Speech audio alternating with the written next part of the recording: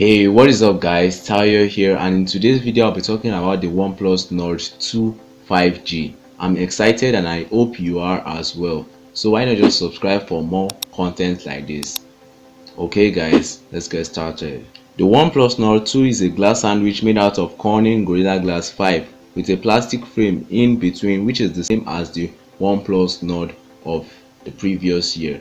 Now, as you all know, this OnePlus Nord is kind of a mid-range to budget lineup of OnePlus, which means we get plastic on their devices, and as we all know, plastic is very much durable, so no one should complain considering the price, and I'll be telling you the price towards the end of the video, so stick around for that. The OnePlus Nord comes with a 6.44-inch fluid AMOLED display clocked at 90Hz refresh rate and a resolution of 1080 by 2400 pixels, which means this is a 1080p panel, and it is said to be HDR10 plus certified, which is very nice. Now, watching content on this device will be really good since it's a 1080p display, and I think 1080p is very much okay for a lot of people. 1440p is or maybe overkill for some people, and most content are actually in 1080p, so you can really enjoy it on this device, and you enjoy it better since having a 90Hz refresh rate. Although I think this 2021, I think we could have gotten a 120Hz refresh rate, but I'm not complaining. 90Hz is very much okay.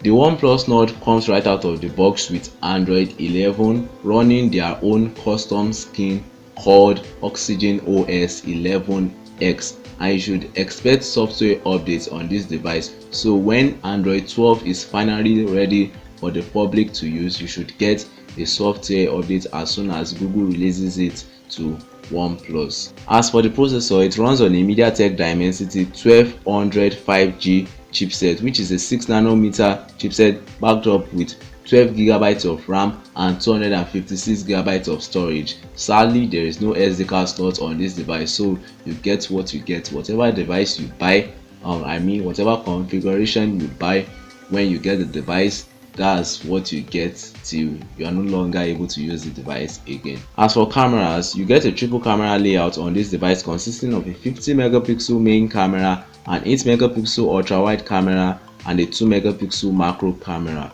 which output videos at 4K 30 frames per second. On the OnePlus Nord 2 5G, we get a 4500 mAh battery that should last you a day or so on normal usage, and you can quickly juice it up from 0 to 100% with the 30W fast charger included in the box. We rarely get chargers in the box these days. Other features of this device includes an under display fingerprint scanner, no headphone jack. Wait, what? No headphone jack. Why is there no headphone jack on this device? Like, what's OnePlus thinking? No headphone jack? Oh wait, am I reading the script correctly?